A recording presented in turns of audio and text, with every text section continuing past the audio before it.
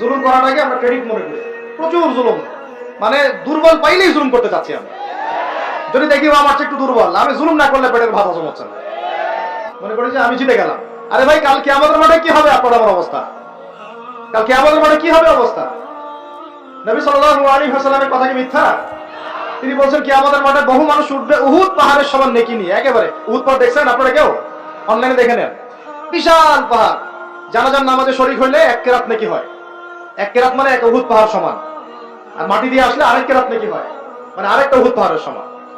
উহুদ পাহাড়ের সমান আরো উঁচু উঁচু নামাজের নেকি, যাকাতের নেকি, হজের নেকি, ওমরার নেকি নিয়ে উঠবে বহু মানুষ। আমরাই হয়তো বা তার, আল্লাহ পাক আমাদেরকে মাফ করুন। ওঠার পরে বহু মানুষ সামনে দাঁড়ায় থাকবে। কাউকে গালি দিছে, কাউকে অন্যায়ভাবে মারছে, কাউকে রিমান্ডে নিয়ে একেবারে পেলানি দিছে, নির্দোষ ছিল, কারণ আমি মিথ্যা মামলা দিছে, কারণ আমি অপবাদ ছড়াইছে, বেচারা বেচারা ভালো ছিল, সৎ ছিল, অপবাদ ছড়াই দিছে। কারণ আমি ধরেন যে কারো গিবত করছে, কারো টাকা নিয়ে টাকা দেয় নাই, হ্যাঁ, কারো জমি আত্মসাৎ করে খাইছে, ভূমিদস্যু ছিল, মানে মানুষের সাথে জড়িত পাপ ছিল। কি ছিল? অন্যের সাথে জড়িত, মানে অন্যের হক নষ্ট করছে অন্যের। এখন আল্লাহ পাক বলবেন যে তোমার এই ঋণ এখন শোধ করো। ওই দিন তো ঋণ শোধ করার কোনো বুদ্ধি আছে? বুদ্ধি নেই। এখন কি পদ্ধতি? ফেরেশতাদেরকে বলা হবে এই ব্যক্তির আমলনামায় যে নেকিগুলো আছে, নামাজের নেকি, রোজার নেকি, হজের নেকি, যাকাতের নেকি, এইগুলা দিয়ে ওদের আমলনামা ভর্তি করো, যারা পাওনাদার দ্বারা আছে। ভর্তি করতে করতে করতে করতে এক সময় দেখা যাবে এই ব্যক্তির আমলনামা ফাঁকা হয়ে যাবে। তখন কি হবে? ফেরেশতাদেরকে বলা হবে ওই যে যারা ভুক্তভোগী ওদের আমলনামা থেকে গুনাহ নিয়ে এই ব্যক্তির আমলনামায় ঢাল। নাউযুবিল্লাহ। এরপরে ওই ব্যক্তিগুলো দেখা যাবে জান্নাতে চলে গেছে, মাজলুম ছিল পৃথিবীতে, ওই দিন সফল হয়ে গেছে, জান্নাতে চলে গেছে। এবারটা দুনিয়া জালেম ছিল, এই জাহান্নামে চলে গেছে। নাউযুবিল্লাহ।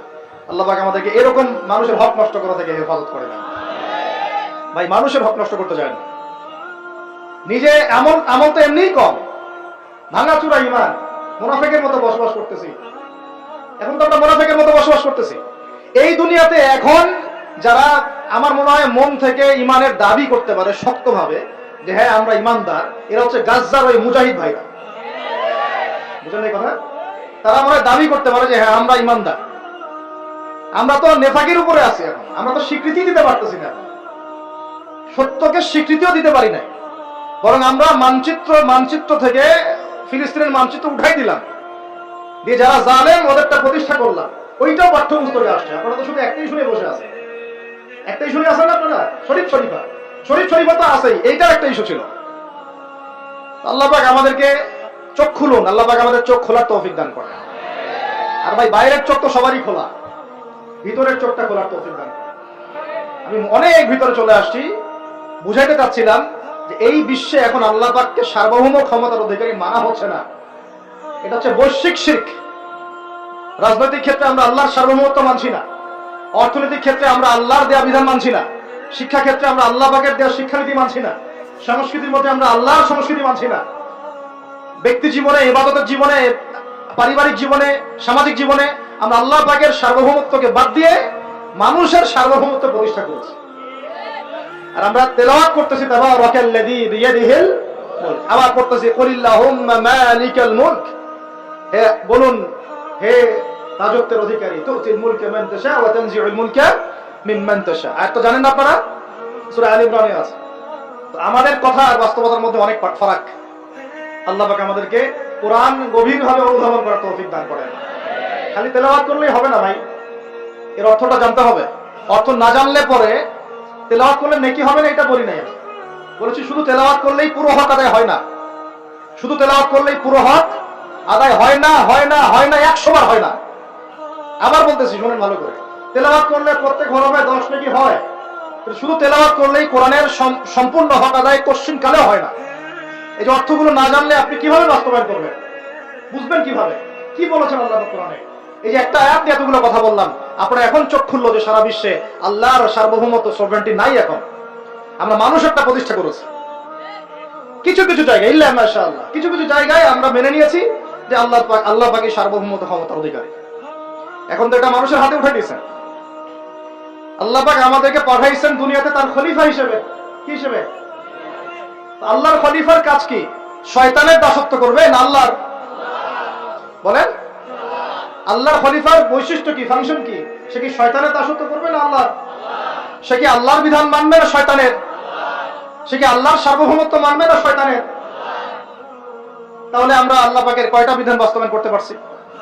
একজন আমাকে খুব কড়া ভাষায় বলছিলেন একদিন যে আপনি প্রথম ব্যক্তি মনে হয় বলেছেন ঢাকা হচ্ছে দ্য সিটি অফ আখিরুজ জামান। আপনি চোখে দেখেন না ঢাকা শহরে এত এত মসজিদ আছে? বললাম যে এটা আপনার চেয়ে আগে আমি দেখছি ঢাকা শহরে এতগুলো মসজিদ আছে। আমার কাছে হিসাব করা আছে কয়টা মসজিদ ঢাকায় আছে। তাহলে আপনি বললেন যে এটা সিটি অফ আখিরুজ জামান।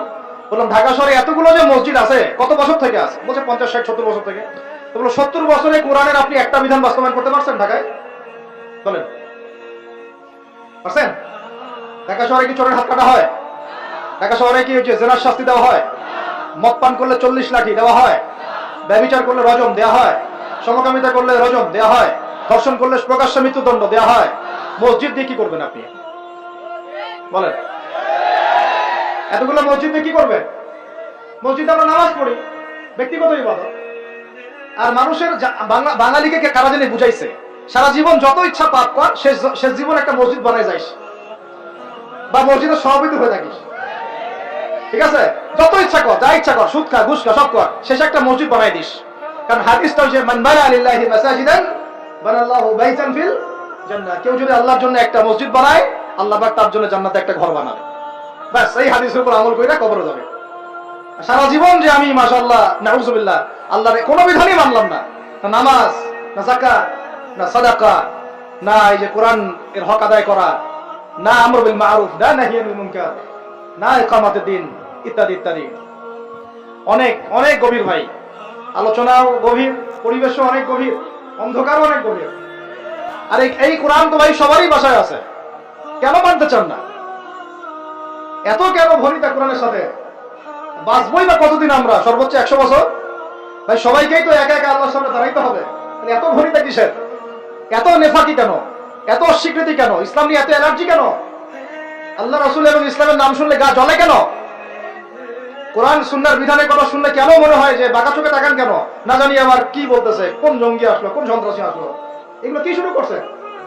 এটা কোরআনের কথা, হাদিসের কথা, আল্লাহর কথা, রাসূলের কথা। এখানে এইসব শব্দ প্রয়োগ করেন কেন? কবরে কি আমরা যাবো, আপনারা যাবেন না? আপনাদেরকে হিসাব দেওয়া লাগবে না? কি মনে করতেছেন আপনারা? আর এই উম্মার বিজয়ের জন্য কি শুধু আমাদের একার দায়িত্ব না, সবার দায়িত্ব আছে? সবাই মিলে তো শক্ত হাতে একটা হাত ধরলে না ইসলাম বিজয় হবে। আল্লাহ পাক যে ক্ষমতা যাদেরকে দিয়েছেন, কেন আপনারা বুঝতে চেষ্টা করেন না যে আল্লাহ রাব্বুল আলামিনের কাছেই সর্বভৌম ক্ষমতা, তার বিধান বাস্তবায়ন করেন, আল্লাহ পাক আপনাদেরকে আরো শক্তিশালী করবে ইনশাআল্লাহ। যদি না করেন তাহলে শুনেন, একটা সময় পর্যন্ত আল্লাহ পাক ছাড় দেন। এটা ইতিহাস। নমরুদ একটা লম্বা সময় ছাড় পাইছে, ফিরআউন আরো লম্বা একটা সময় ছাড় পাইছে, আদ জাতি, সামুদ, আসহাবুল আইকা, মাদিয়ান, লূত, কত যে কম চলে গেছে হিসাব নাই। ইতিহাসটা খালি পড়বেন কোরআনের, কত যে কম পৃথিবী থেকে চলে গেছে এরই হিসাব নাই। আল্লাহ পাক জানাইছেন অল্প কিছু, বাকি কিছু জানানো নাই আল্লাহ পাক আমাদেরকে। আল্লাহ পাক জানানি নাই অনেক কিছু আমাদেরকে, যেগুলো আমাদের দরকার সেগুলো জানাইছে কিছু কিছু। কেউ কি টিকতে পারছিল? কেউ কি আল্লাহর বিধানের বাইরে গিয়ে চলতে পারছে? দুনিয়া টিকতে পারছে? কেউ কি চিরস্থায়ী ছিল? কোন নবীও তো চিরস্থায়ী ছিল না। তাহলে কিসের পিছনে ছুটতেছেন? আল্লাহ পাক আমাদের সবাইকে কথাগুলো বোঝার তৌফিক দান করেন। ব্যক্তি জীবন থেকে শুরু করে এক সর্বোচ্চ লেভেল পর্যন্ত কোরআন, হাদিস, ইসলামকে বাস্তবায়ন করার তৌফিক দান করেন। আল্লাহ পাক যাদের মধ্যে এই সততা আছে, এই মানুষগুলোকে আল্লাহ পাক আমাদের ঊর্ধ্বতন কর্তৃপক্ষ বানায় দেন, আমিন। বা যারা আছেন তাদেরকে আল্লাহ পাক হেদায়েত দান করেন। রমাজানের এই শিক্ষাটার সামনেও এরকম দুই একটা শব্দ আছে, কুতিবা আলাইকুমুল কিসাস। আর একটা তো বললে তো মাথায় খারাপ হয়ে যাবে, বলবো? ওই যেখানে দেখছেন কুতিবা আলাইকুমুস সিয়াম, কুতিবা আলাইকুমুল কিসাস, এই ডানে বামেই খুঁজবেন, 3টা পৃষ্ঠার মধ্যেই পাবেন। লেখা আছে কুতিবা আলাইকুমুল কিতাল, কুতিবা আলাইকুমুল, এটা আবার কি? কুতিবা আলাইকুমুল কিতাল, তোমাদের উপর যুদ্ধকে ফরজ করা হয়েছে। কি ফরজ করা হয়েছে? একা একা আপনি করবেন না, একা একা করবেন না, ইসলামিক রাষ্ট্র করবে, ইসলামের রাষ্ট্রের আমির করবে, তার নেতৃত্বে জনগণ করে, একা একা বিচ্ছিন্ন ভাবে করে না। কুতিবা আলাইকুমুল কিতাল, এইটা যখন মুসলমানরা ছেড়ে দিয়েছে, ওই সময় থেকে এই মাইর খাওয়ার যুগ শুরু হয়েছে। অটোমান এম্পায়ারটা সর্বশেষ ওই ফাইট করছিল ওই পশ্চিমাদের সাথে, পরাজিত হয়ে যায় তারা প্রথম বিশ্বযুদ্ধে 1914 থেকে 17-18 মধ্যে। এরপরে ওই যে ব্রিটেন দখল করে জেরুজালেম, বেলফোর ডিক্লারেশন হয়, তারপরে ইহুদিদেরকে ওই জায়গাটা ছেড়ে দেয়। এরপর থেকে যে 100 বছর হলো, আমাদের খিলাফা পতনের 100 বছর হয়ে গেছে। কত বছর? এটা একটা আশারও কথা। আশার কথা কেন? প্রত্যেক 100 বছর পর পর আল্লাহ পাক পরিবর্তন নিয়ে আসেন। এটা ইতিহাস ঘাটলে পাবেন। 100 বছর পর পর আল্লাহ রাব্বুল আলামিন বড় বড় পরিবর্তন পৃথিবীতে নিয়ে আসেন। যেহেতু খিলাফা পতনের 100 বছর হয়ে গেছে, আশা করা যায় সামনে কিছু ভালো কিছুই হবে ইনশাআল্লাহ। ওই অটোম্যানদেরকে 1917 সালে 14 থেকে 17 মধ্যে পরাজিত করে বাইতুল মুকাদ্দাস, যেখানে দেখতেছেন অক্টোবর থেকে এই পর্যন্ত মনে হয় 40,000 ছাড়াই গেছে প্রাণহানি। ছাড়া যায় না? বেশিরভাগই নারী আর শিশু। বেশিরভাগই কি? নবী সাল্লাল্লাহু আলাইহি ওয়াসাল্লাম তার জীবদ্দশায় মনে হয় 97টা থেকে 98টা যুদ্ধ করেছে। কয়টা? এটা তো জানেন না। আমরা শুধু জানি নবী সাল্লাল্লাহু আলাইহি ওয়াসাল্লাম মিষ্টি পছন্দ করতেন, মিসওয়াক করতেন, তারপরে ডান কাঁধে শুইতেন, সাদা জামা পছন্দ করতেন, দাড়ি রাখতেন, এগুলো আমরা জানি। মাশাআল্লাহ। ওনার সিরাত পড়েন, ওনার জীবনীটা পড়ে দেখেন। 97 থেকে 98টাতে তিনি নিজে লিড দিয়েছেন, সরি, তিনি হয় লিড দিয়েছেন না হলে অন্য কোনো সাহাবীকে পাঠিয়েছেন, মানে গাজওয়া অথবা সারিয়া।